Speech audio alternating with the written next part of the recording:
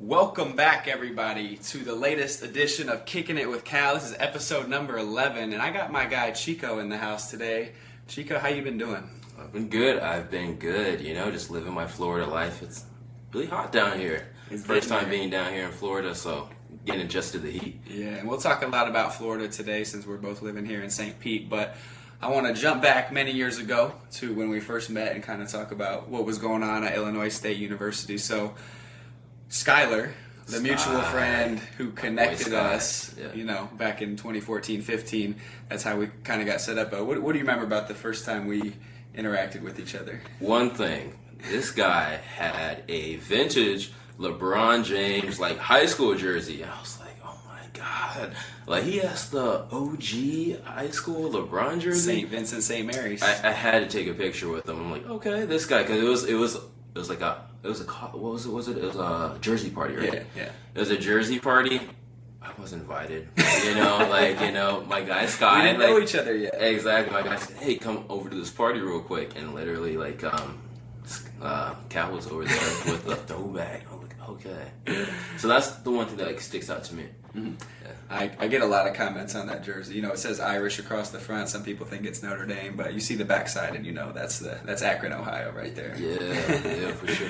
So, moving to present day, I kind of want you to just talk about moving down here to St. Pete and moving in general, because if you could explain to our audience what your job is and what requires you to move and how that's been going for you, and we'll kind of dig into some places that you've moved to, because we're both from Illinois, met in college, but then have obviously created our own journeys. Oh yeah, for sure.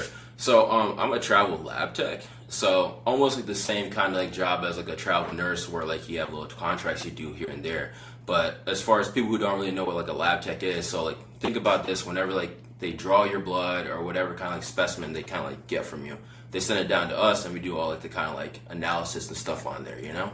So I didn't know it at the point. I'd heard a little bit about people doing the travel jobs and stuff, but it dawned on me where I can actually travel and see different areas with that. So that's what brought me down here to St. Pete. But I've been traveling for about, I want to say, a year and a half now. But it has been a great experience so far, for sure. Yeah, and you hear a lot about travel nurses, but I'm sure a lot of people don't know that there's other professions like you're in that are doing different, not just nursing, but different areas in the medical field. Oh, yeah. So where have you been? I know you've done stuff in Bloomington, Normal, Illinois, but where have some of your journeys taken you before you got down here to Florida? So my first one took me to Augusta, Georgia. So that's where the Masters are played and everything. The Masters. I know. That's what I was saying, because whenever you actually submit to your jobs, you just see a bunch of names of cities and stuff. So I was gotta be exciting. It is, but it's also a little bit daunting too as well. But I was new, because obviously with any job you want some experience too. So Augusta had popped up, and I was like, you know what, it's somewhere in Georgia, close to Atlanta. I'm like, go ahead, submit me there. So I was there for a little bit. That was my first actual travel job, and it was an interesting city, I'll say that much. Because you think about the Masters and you think it's a big just golf city, but in reality that's the only thing that as far as just a tourist thing, that's the only thing that really brings people there, and that's only for a weekend, you know? Right, 1 weekend of the year. Yeah, and other than that, it's it's a regular kind of, I wouldn't even call this city, it's a big town. Mm-hmm. We're both from Illinois, so it's comparable to a Peoria. That's what I always tell people. Mm-hmm. But Augusta was cool. I got my feet wet and the travel thing, but it's also, it's a hub where it's cool. It's close to all these other cool tourist locations, Savannah, Georgia, mm-hmm. Charleston, South Carolina. You also have Atlanta 2 hours away, and I'm trying to think. Well, Jacksonville's about 3 or 4 hours, but close proximity to go do stuff. Yeah. And one thing I've learned about you moving down here for the last few months is you like to get out and go see things, not just in where you're at, but all around. So you got to see some places around Augusta, it sounds like. Yeah. So whenever you're traveling, you got 3 months, right? Mm-hmm. Usually as far as the contract goes. So it's all right, the clock starts ticking as soon as you touch down there. So it's hey, I gotta do everything that I can, literally in that moment right there. Uh-huh. So you have almost a little monkey on your back, where it's all right, well, I can either stay in or I can kind of experience that as I'm actually in the city right now. Right. Mm-hmm. So then you went to Milwaukee next. Mm-hmm. And what's Milwaukee, Wisconsin like for anyone who's unfamiliar? A vibe. A vibe. Milwaukee's super cool. I got love. Well, obviously we grew up in the Midwest. Milwaukee is a little bit more laid back than, well, we know Chicago as being the big city. It's a little bit more like laid back. Everybody's still cool. It's the perfect mix between like big city and still having like that kind of small town like feel in a little bit. You can get whatever you want, but I love the people down there. The people were always like super cool, super nice, you know. Like I have a bunch of like really good friends like I met down there, but without getting too deep into like context, it's just like, oh man, Milwaukee was just an experience actually, like to like, I feel like actually get to like know people down there and experience like the actual like culture of the city. Yeah. Mm-hmm. Sounds like you got a lot of that there. Yeah, Then, for sure. Then the next stop is St. Petersburg, Florida. And from my perspective, coming down here 3 years ago, not knowing a soul, to you eventually hitting me up and saying, hey, what's going on down there? Bring us through that journey, because I'm super happy you came, and obviously we're doing this, and this is fantastic. But what was that process like for you? Because you mentioned seeing the cities on a list and then going from there. Yeah, honestly, so I'll give you guys a little little tidbit, little inside information. Whenever I first started traveling, St. Pete was on my list like high, because you guys know Sky, because you just introduced him right now. The connecting piece. Exactly. Sky had came down to visit Cal because they usually do something every spring break, and he was telling me, "Oh, St. Pete is high." I'm like, "What? St. Petersburg? That's not Miami. That's on the other side." I'm like, "Oh, okay, all right. Let me look a little into it." And oh, okay. They have really good beaches and everything like that. And so it was up on my list. So I've always been trying to come down here. I got the opportunity to come down here, and I was like, all right, let me go ahead and take it. And honestly, getting down here, it's I remember we were staying up in Clearwater first. So I came down with my mom, and we went to Clearwater Beach, and so the difference between St. Pete and anywhere else I've been is you start to realize kind of what more the water brings to you, because you have these nice beaches, and it's almost like this different world out there, So it's I'm on the beach, I'm oh, there's so much to do down here. And so I felt like a kid in a candy store, Right. And literally I didn't even know where to kind of start, but it's been a vibe, I'll say that. For sure. And obviously St. Pete is world renowned for their beaches, but what were some other big cultural differences that you noticed just moving here for the first time and thinking, wow, this is maybe not what I expected, or just things that jumped out to you? Things that jumped out to me is definitely, I always talk to my coworkers about this. It's a tourist, and also a lot of people retire down here. Mm-hmm. So you're gonna have a lot of people from just different areas of the country over here. One of the biggest things I remember, we went down to Sarasota, right, Siesta Key, and I remember parking. This is whenever I first got down here. Parking, I'm looking why are there so much? Why are there so many Canada license plates right now? And they're oh, so everybody from Canada really comes down here, during the winter months to get away. I'm oh, whoa, okay. And then you start to meet people. It's oh yeah, I'm from New Jersey. Oh, I came down here from Boston. I'm oh, so everybody's coming down here. But then you start to think about it. It's I'm in Florida. This is the spot for that. Yeah. Mm-hmm. So yeah, those are all things that I noticed as well too. Yeah. Just a few years before you got here, but. With moves, there's a lot of great things that are happening, a lot of excitement, enjoyment, but there's also challenges. Mm-hmm. So for you, tailored more towards St. Pete, or you could go off and talk about some of your other experiences. What have been some of the biggest challenges you face with this job that you're restarting every 3 months, and in particular, is there anything that jumps out of challenging things with the job you have? I feel the hardest thing is always trying to establish yourself in a new city.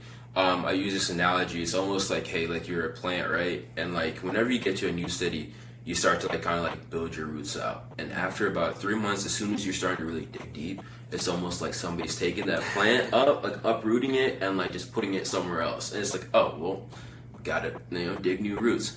So the hardest thing I would say, especially for here, was it's hard to kind of find your your group, like your core like people. Like it was cool with you like being down here, where it's like, all right, I know somebody down here. But if I was gonna compare it to like Milwaukee, Milwaukee, I was there and I had a bunch of stuff. I was in the city, so I had a bunch of stuff around me. So like I was able to like make friends like super close like around me, you know, like everybody was just kind of like really inviting and everything like that. But here was a little bit, I'd say, challenging the first couple months, I would say. But eventually, like you find your roots. Like I found you have to put yourself out there. But like I don't know, St. Pete, with everybody coming in and out, I would always like kind of notice like, all right, I'll meet somebody either is like new here or like even visiting. Like I'm like, oh, like hey, yada yada. Like, oh, I'm just here for the weekend, you know. Like, oh man, you get that like, a lot. Yeah, you know, like you're not here. Yeah, I'm here just like vacation. I'm actually from, you know, this place. I'm like, oh, okay, I got you. So that was the kind of the hardest part, and then everybody's kind of moving, grooving. It's like it's a lot more fast-paced city. I'll say that for sure.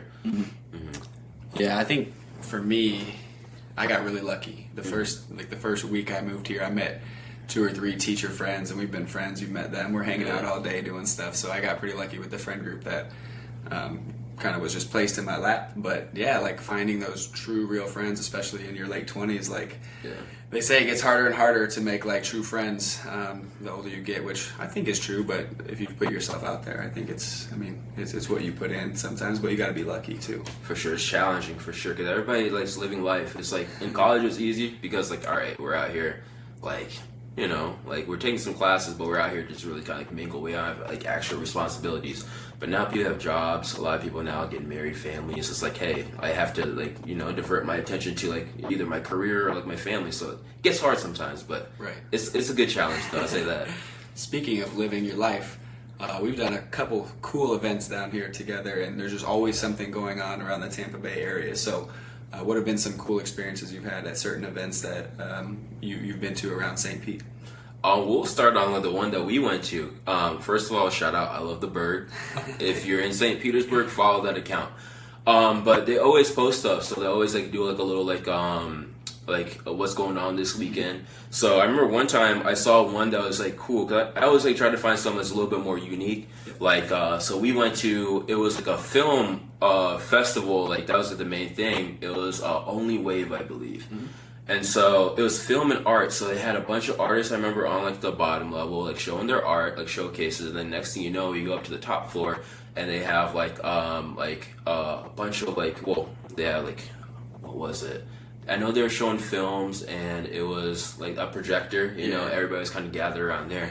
It's competition too. Yeah. Like competing for what was going to be the top film under 5 minutes, right? Yeah, little short films. But it was cool because I like those kind of unique events because you get to actually like kind of, you take yourself out of like a comfort zone for a little bit, and it's like unique because like, hey, you get people with art, like artistry, and honestly, those are the coolest moments, like actually like meet some people. But I remember that was super cool. I loved it because unique, and we remember that one guy that was performing. And he was a fan. He said he was inspired by Dominic Fike, right? Okay, shout out to Justin Bruno. Justin Bruno. Great musician in the Tampa Bay area. For sure. Look him up on Spotify. He's actually dropping a new song this Tuesday, the 15th, called TV Static. So shout out. Yep, go ahead. Pre-save that right now. I'm sure they have all that stuff out there. But it was cool because that stuff's so unique, and I love those kind of moments where it's like, all right, like we're out here. Honestly, the films were really good. Remember out in JIT. Florida's playing for you guys, JIT. There was this one short film where just like at the end, it was like so random. At the end, it was just like, JIT. I'm like, it's Florida stuff, so just the lingo. Yeah. But that was cool. And then recently, I went out to a little place over here called Lost and found like it's up here on Central, but they were actually having like a little like a singles event. Ooh. And that was interesting. I didn't even like, so you had to buy a ticket, but I was like, I'm not gonna buy a ticket. Come on, $20, no. So went over there, hanging out with some people, and honestly, it was a very cool and unique event because we get there. And everybody's sitting in line, so it's like, so glad I didn't have to buy a ticket or anything. Waiting to meet their future I significant know. other. I'm like, this seems a lot, you know, but we'll like just kind of like play along with it. But they had somebody like a live band playing, and honestly, once everybody kind of got over that little whatever is going on with the event, everybody started like mingling actually in the actual like place, and it was kind of cool. Like everybody kind of like took back like I would say like they weren't as tense anymore. You could have conversations with people over there. Live music was great. But I remember sitting down and getting a conversation with some people about like what was it, dating apps, I think. Yeah. And they're like, oh, I'm done with dating apps because it's just so like fake almost. But yeah. But it was that was another like cool like kind of event because you kind of like everybody was out there and like putting themselves out there. So the music was great, the vibes were good, especially once it all kind of like started going. So that was another really good one, I'd say. Yeah. I feel like going to an event like that where people are purposely there to meet each other, whether something happens after or not, that's beside the point, but it's putting yourself out there to meet someone, I think is a really cool idea. Because speaking of the dating apps, it's what a lot of people in their early, mid, late 20s, 30s, I mean, all ages are on it, and it's an easy way to meet people. But I wanted to pick your brain about dating apps and what your experiences have been like, because it is so popular. And what's your thoughts on it from the experiences you've had with trying to meet people through those types of things? It's like hit and miss, I'd say. Like, I've definitely met like some like cool people, went out, super cool people, and like went out like on dates with them. But it's so hard like getting to that like actual stage of like let's say like, let's meet up, because hey, like with a dating app, what do you have? You have about 6 pictures, right? Yeah. And then you're gonna have about, depending on what you're using, if it's like Tinder, like all right, you have like, well, like you may have like, you know, a sentence bio, you know. Hinge, you might have some prompts, but like everybody is gonna put like their like the cliche things, you know, like on there, you know, like 2 truths and a lie, like hey, guilty pleasure song, whatever, you know, stuff what like that. I order for the table. Exactly, what I order for the table. Is that really going to tell you if your future wife is compatible with you? That she orders the fried pickles? That's what I'm saying. I'm like, I don't know about that one, but hey, you're on something a little bit, you know, like I like fried pickles too. Like, okay, all right, at least you're ordering something for the table. But like, no, it's like it's so like just kind of like superficial. That's what I like to say. Where it's like, all right, so I'm gonna see if I'm visually attracted to you and like kind of like your prompts. Like you go from there. But then like the conversation is like, hey, I never even like met you before. And the biggest difference I'd say between like dating apps and real life. So I'll go someplace, I can talk to somebody, right? And you can leave your like impact on somebody by the way you talk to somebody, you know? Yeah. And I've had situations and seen situations where, hey, like, I've met you on like a dating app and like, let's just say got ghosted or whatever. But then you see them in real life and you actually talk to them and like next thing you know, it's like, oh, like you're really cool. Like, oh my gosh, never really thought about that. So it's a thing that I feel like a lot of people just maybe like don't take as serious, which can kind of get complicated because sometimes you'll see someone like, oh man, they're the one. And like, but in reality for them, they're like, oh man, like it is what it is. But it's hit and miss because I've also met some like super cool people like through that. So I went on a couple of dates and like, it's like, oh, these people are like super cool and genuine, but it's like the process to get there that's the toughest part. Yeah. Because meeting people in person, way more organic, feels natural, but that perceived notion of who you think someone is before you meet them, because you've seen 6 pictures and a few things about them, so it's like you almost have this idea of who they are in your head before you meet them. And to me, that's what is off about it. And I don't have anything against them, but you do see the difference in what it's like to meet someone in person versus like messaging them a little bit on an app before. So what do you think about the stigma of telling someone you met on a dating app, or like knowing I might have to tell someone that one day? Is that something that would ever cross your mind? Because I know people who have said like, we gotta make up a fake story, like we cannot tell people we met on this app. Another prompt, like, hey, how we're gonna like figure out a fake story about how we met. But no, I think that's gone. To be honest, so I was just being real. A lot of people like dating apps are like a thing now, you know. So like if you meet somebody on, let's say, Hinge or whatever, and it's like, okay, like yeah, like you met your partner through like this dating app, everybody's using it. I would say Tinder is when it gets a little. Tinder, you know, like you met her on Tinder, you know, Right. but like everybody's using like dating apps now. So I feel like before, like whenever, let's just say whenever we're in college, like about like 10 years ago, I'd be like, oh, okay, maybe a little, yeah. But now I think it's kind of gone. Cool. Yeah. So I wanted to switch gears a little bit and talk about traveling because you know we both love to travel and you've been to some cool places recently. So if you could kind of unpack the story of you going to Africa this summer and what that was like, because you know a lot of people I know have never been before, and I plan on going next summer. So I'd like you to share just what was that experience like and what brought you there. Africa, that was a experience, about to say. So if you guys don't know, well, I am African. You know, my mom is from Kenya and my dad is from Malawi. So Malawi, not that many people like know about it, but it's a little like country. It's a little bit more south of Kenya, a little bit above like South Africa. So it was cool. I got to experience one just because well, my dad passed away in 2020. And so my mom, like, she always had it on her mind. She's like, I have to go, like, take him back home, see his roots and everything. So I got the experience, like, this last summer. She's always like, if I'm like, you know what? Yeah, let me go ahead and do it, you know? But it was great because my biggest takeaway from it was just, like, seeing, like, the sense of community over there. It's cool whenever like you kind of like see like different areas. Like whenever you travel, you see different cultures. The community was just super cool out there. Everybody, I started to realize how much like family I actually like really had. And I remember my best story was so we went out to so where my grandparents on my father's side like actually like live and like have their houses, but like up there they have like no like Wi-Fi or like any kind of like cell phone reception or whatever. So I was like off the grid for about 5 days, and like That must have been cool. it was like, but when you think about it, you're like, oh man, I can't like check anything, you know. But in the moment, it was just like kind of like you realize how insignificant that stuff is. So I was just out there like vibing, talking to people, like, you know, just kind of reconnecting, kind of almost like with like my roots, you know. And I was like, I don't even really like need my phone. I would charge it like maybe like if I was like bored or like, you know, like listen to some music or something like that.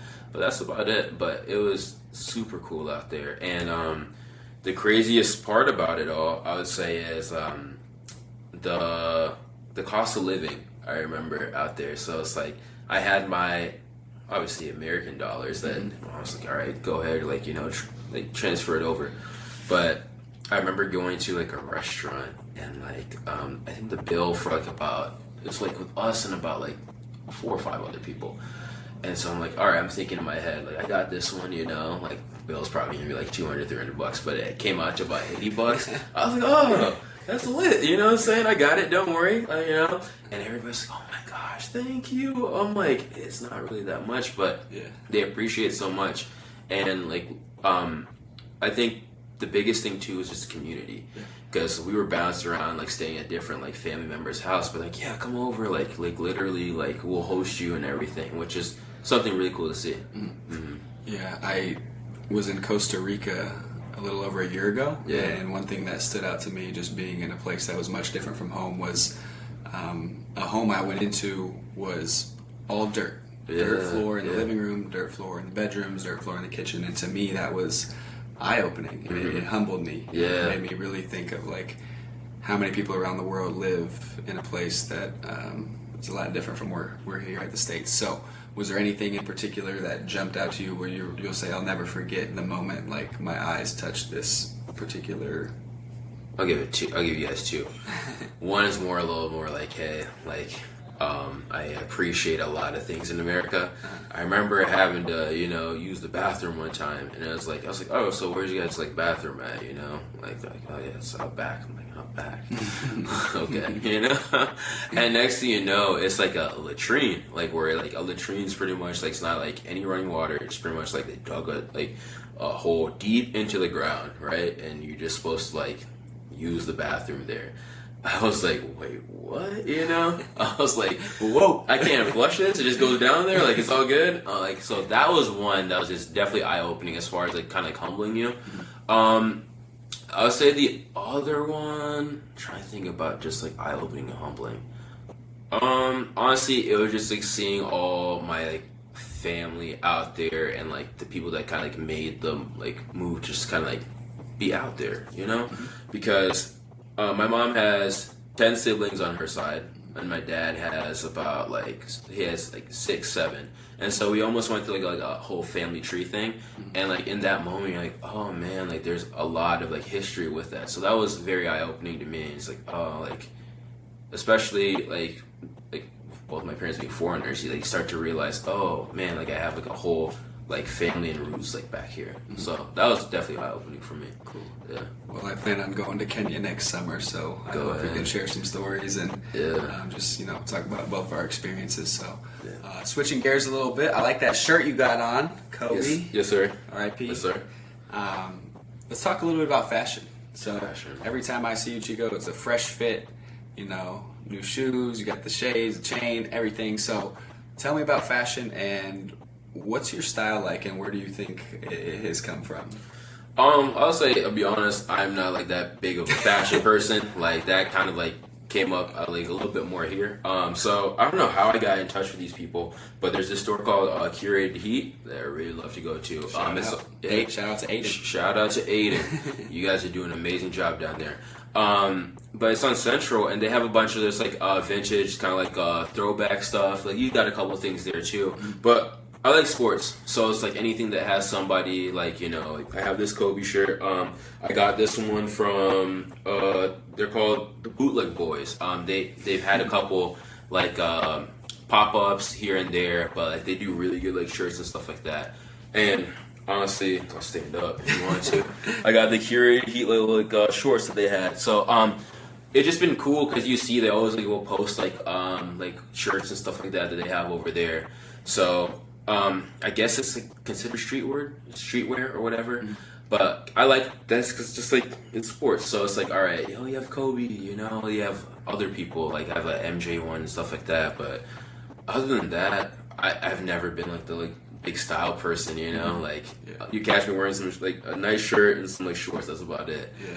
But I would say they were the biggest ones because they would always like kind of like post like little like shirts. Like shorts, whatever kind of like wear, and I'll be like, oh, this looks pretty cool, and I like put it on, but don't come to me for fashion, guys. Don't come for me. Don't listen to him. Yeah, he's stylish. Yeah. So speaking of sports, like when you wear a sports jersey or T-shirt, like you're bound to get someone to ask you. Like if I wore this Bills shirt, I wore it because we did our fantasy football draft today.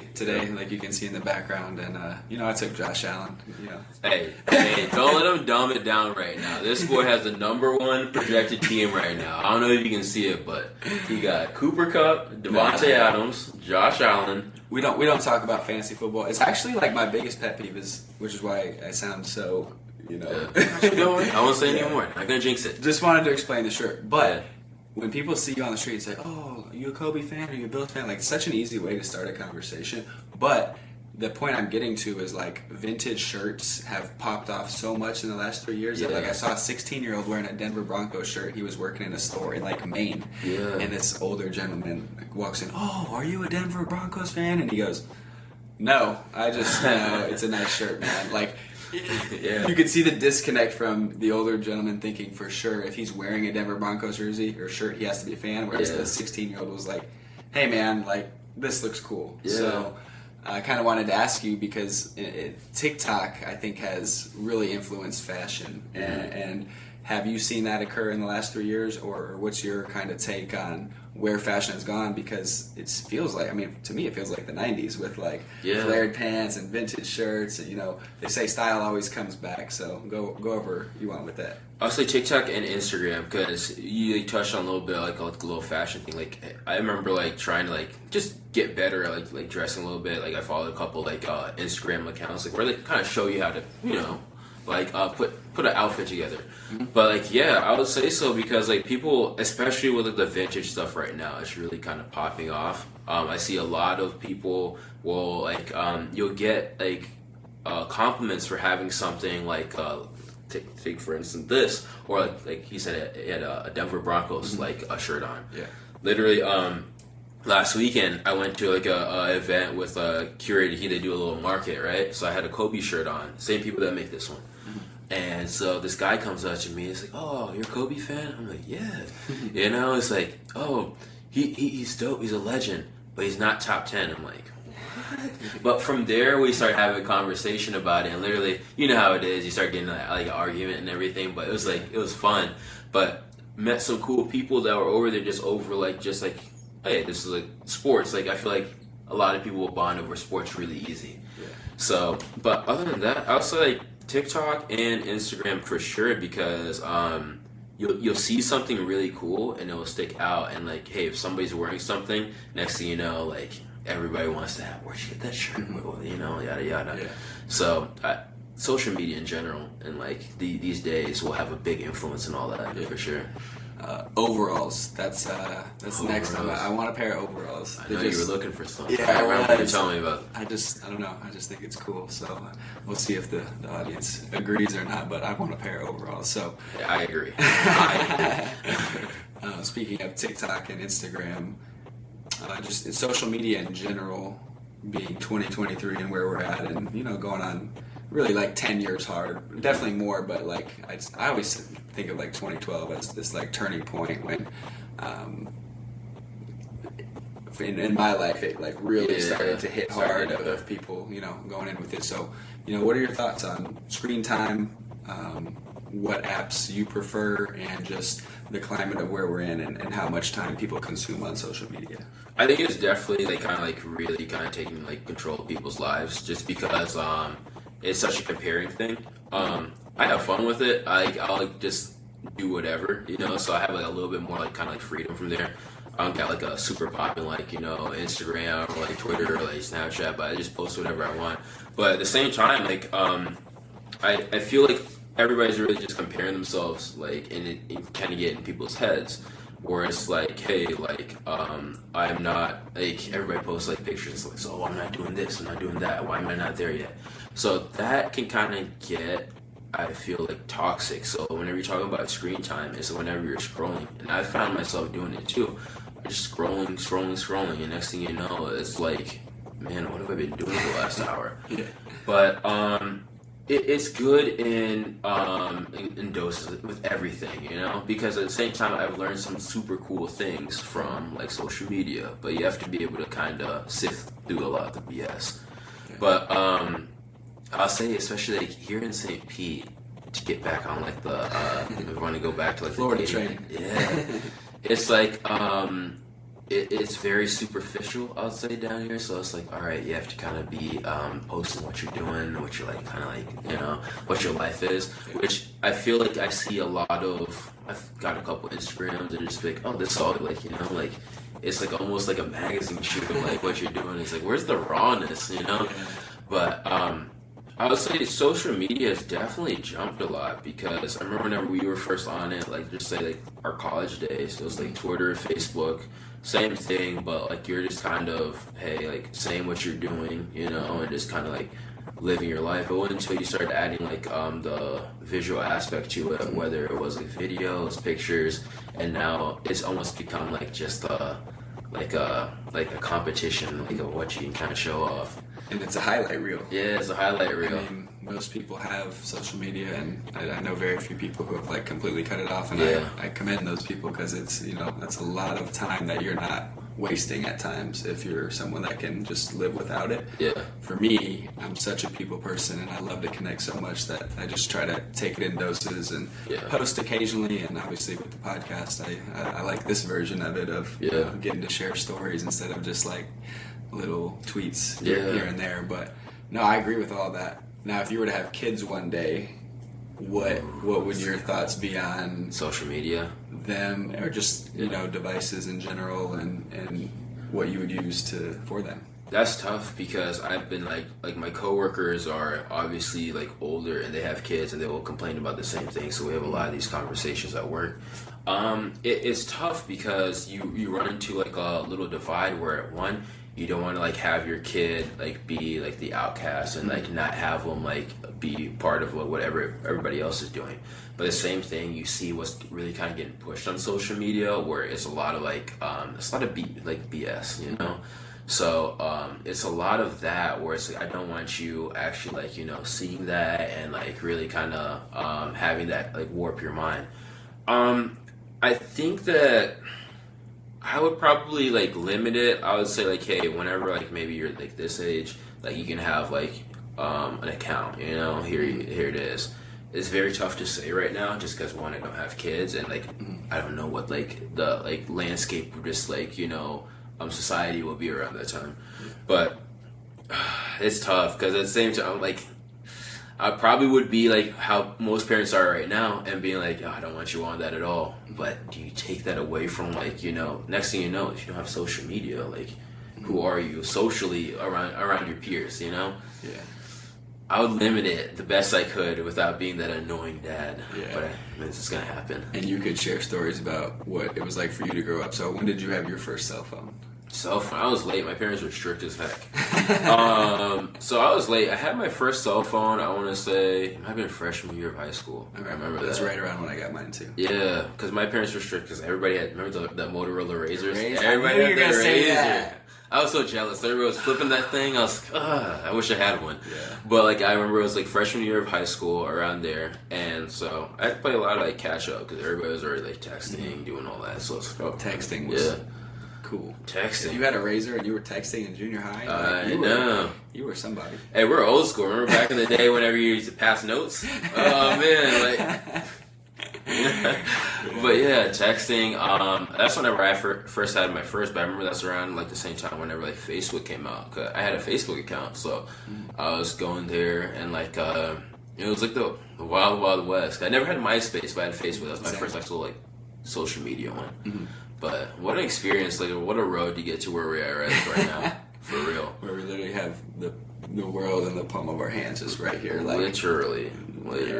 My first flip phone was a Samsung. I got it right at the end of 8th grade going into freshman year, and my parents had me on a 250 text limit per month. Oh, the limit. I'll tell you, I'll never forget. When you divide it, 250, by 30 days, you got 8 texts a day. Yeah. Like 8.33 texts a day. So if I got to that point at the end of the month where I was over 250, I don't think I ever went over, but I got like up to 250, I would have to call someone back when they texted me, and they were like, what are you calling for? I was like, dude, I don't have any texts left. I'm sorry. Like, I tell my students that, and they're like, really? I sent 250 in a day. And I'm like, well, times have changed. Remember whenever I think like calls were free on like, the weekends and stuff like that? That's whenever you used to get like, lit and everything. You were like, oh man, just wait till the weekend. Yeah. Oh man, you used to get it all off. Like especially when you had those limits, like deep text messages, like yada yada yada yada. You get details in those. You only had 250. Mm-hmm. Every text message counts. Right. So we'll start to wrap things up here. What I like to do, for those of you who are just joining us for the first time, Kicking It with Cal, is get into my last segment called One Thing on Your Mind. So it could be a podcast, a movie you've seen recently, a book you're reading, or something just out in the public right now. What's been on your mind? What's been on my mind? I would say, well, yesterday I had a conversation with some people older, in like their 50s, and I always ask people like, hey, like you've been through life, so it's like, what's one thing you would always like put on, like give advice to like me in like my late 20s, entering my 30s, yikes. But like what's some like one advice you'd give to like us? And everybody says, hey, wherever you're at right now, it's like, hey, be comfortable with making mistakes, put yourself out there, live your life, you know? Obviously within means, don't like do anything crazy, but hey, go out there and live, like, cause like, hey, life is really short at the end of the day. I know that it gets like beat into our heads, but like life is short. Live, go out there, experience different things, put yourself outside of your comfort zone. with traveling, that's kind of like what I've had to do, but it's easier said than done. Like, it's no easy thing, but like, do something random, like go to a random like play, or do some, you know, some random and just like live experience. That's I would say to everybody. Don't get too wrapped into social media. Like, it's not real, you know. So just go out there and just live your life and experience, you know, have fun. Yeah. The phrase I've kept saying in my head recently is don't shy away from the moment. No, yeah, Like, I like that.